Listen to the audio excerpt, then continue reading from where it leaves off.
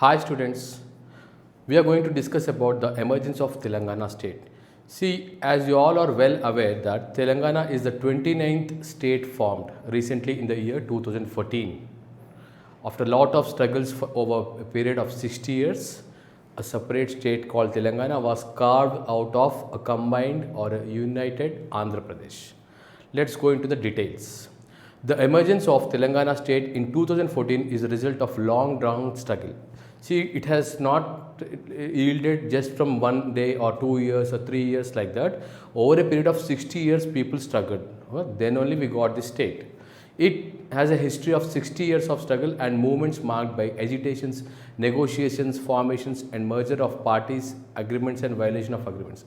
See, put together cumulatively, it's a result of so many things. Like people first negotiated, agitations were there, protest, struggle, okay, rasta roko, dharnas, all kinds of protests were there, and there were some merger of parties and formation of parties, and there were some agreements, and also some agreements were violated. After all of this, we got a separate state in the year 2014.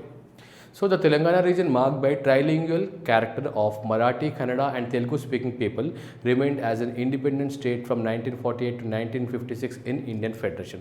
See, if you go into the details, actually this Telangana is nothing but a part of a Hyderabad state, which is a trilingual character. That means it has a Marathi speaking people, Kannada speaking people and dominantly Telugu speaking people.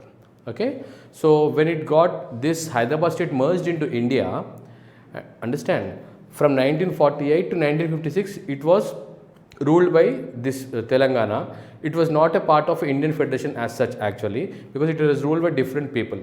Later moves were afoot with the direction of Vishal Andhra movements led by left parties, that is Communist Party of India in Telangana as well as in Andhra, which was part of erstwhile Madras Presidency. So what happened? During this period, there was also Vishal Andhra movement. What is this Vishal Andhra movement means? As a part of this Madras Presidency, now today's Andhra Pradesh, that is coastal Andhra and Rayalaseema, were a part of a Madras Presidency. So the protesters thought we should have a Vishal Andhra, means pan Andhra. That means all the Telugu speaking people should have one state. So that you take a part of from Hyderabad, you take one Telangana part, and you take that Telugu speaking people belt, that is coastal and Rayalaseema from the Madras Presidency, and combined to form a Andhra Pradesh. This was the plan. So it was also proved by the subsequent history how Telangana was subjected to exploitation, denial of opportunities and denudation of the natural resources.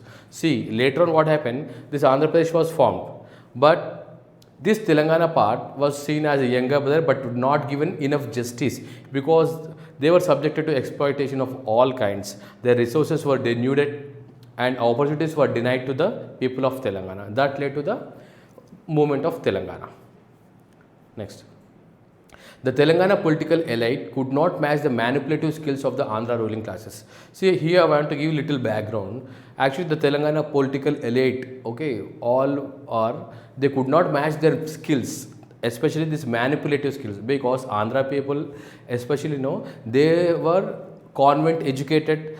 They are very much in proximate to the English schools and British, because they were ruled by British. And they know how to know English educated. Because of all these things, they got certain qualities. Even they had the fertile lands and all. They are economically also well off. All this, if compared to Telangana part, Telangana was also rich in everything, but it was ruled by Nizam. And in Nizam's rule, it was not like that. They have to be read, or their education will be in Urdu medium. Okay, so they could not match the skills in this way. So in that case, this Andhra people have, or especially the political elite has exploited the Telangana people. So injustice meted out in public employment, sharing of the river water, diversion of Telangana surpluses and violation of Mulki rules, etc. cumulatively resulted in growing frustrations among the youth of Telangana, which resulted in 1969 agitation for separate Telangana. See what happened. Especially only three things there. Mainly on which basis, on which premise the Telangana agitation and the state has emerged. Water sharing is the first one, and the public employment is the second one, and the surplus resources. We had enough water. See, even the Godavari is going through us, that is through Telangana, Godavari is passing, but it is at the upstream end, and all the water is being utilized there, where in the coastal area. Similarly, public employment was not given to the people of Telangana because they are not English educated. The English was made a compulsory thing, and they are Urdu. The medium of instruction was Urdu for them. So in that way, there is a problem. And especially they said Telugu should be compulsory. If you are part of Andhra Pradesh, if you want to get a government job, you should know Telugu. Here most of the people studied in Urdu medium. So in that way, the opportunities in public employment also was denied. And most of the time, the resources here, financially we were surplus in Telangana, and this part, what happened, were utilized for the development of the Rayalaseema and Andhra Pradesh.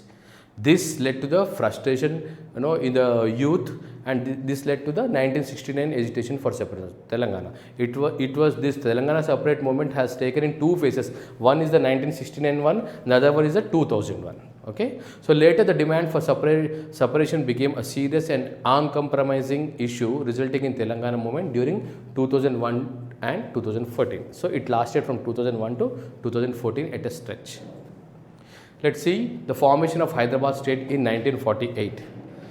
See, the erstwhile princely state of Hyderabad was integrated into Indian Union in 1948 as a result of police action.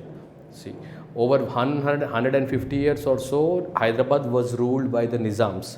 7 of the order, 7 Nizams were ruled, and the 7th Nizam was the Mir Usman Ali Khan. Okay, so what happened? When we, according to the cabinet mission plan and the partition plan, when we got independence as such, okay, so India, according to that plan, any princely states which want to either join India or Pakistan, if they want to stay alone without joining any of this, that option was given to the princely state. Then Hyderabad said that we will not, the then Nizam said we will not join in the Indian Union. Okay, we will not join either in Pakistan or India, but we want to stay independent like that. But later in 1948, with the initiation of Sardar Vallabhbhai Patel, that is through police action, they forcibly merged into the Indian Federation. So immediately after its integration, General Chaudhary took over the administration. See, there was a military general known as Chaudhary. He took over the administration of the state and was witnessing widespread tensions due to the Telangana armed struggle. And shortly after that, a government led by senior ICS officer Velodi maintained the administration. See, when this state was merged with the Indian Union, what happened? There was utter chaos everywhere. There was a lot of disturbance, tensions, armed revolt. So in order to settle that, you need somebody like military general, understand? A normal political head cannot handle the situation. It was like that. So general who led this operation Polo, that General Chaudhary has took the administration, and for administrative affairs, for civil affairs and all, ICS officers Velodi. ICS means Indian Civil Service. See, after the constitution has come into existence, we have IAS, Indian Administrative Service. Before that, it used to call as a Indian Civil Service Officer. He is from Kerala, a very good administrator. He maintained the whole administration. In the ensuing elections to the state assembly, after that there was a assembly elections. At that time, the Congress party swept the polls because already Congress was in a good swing because it has led the freedom struggle all over in the nation. So they have got a goodwill in the people. That's why even in Hyderabad state, Congress party swept the polls and formed the government with Burugula Ramakrishna Rao as the chief minister, as the first chief minister. Okay, the state of Hyderabad remained as trilingual state with Telugu speaking people forming the major demographic community along with Kannada Maratha speaking regions. See, Telangana is a part of southwest part is of Kannada speaking people, and northwest part consists of a Maratha, and remaining part is a Telugu speaking people. This three is a trilingual area, but demographically if you see, most of them are Telugu speaking people. The state of Hyderabad was an autonomous state with surplus revenues and efficient administration. See, this state was a autonomous, means it is independent almost, without it can take care of everything because it has got surplus revenues with it and it has a efficient administration machinery. Thank you.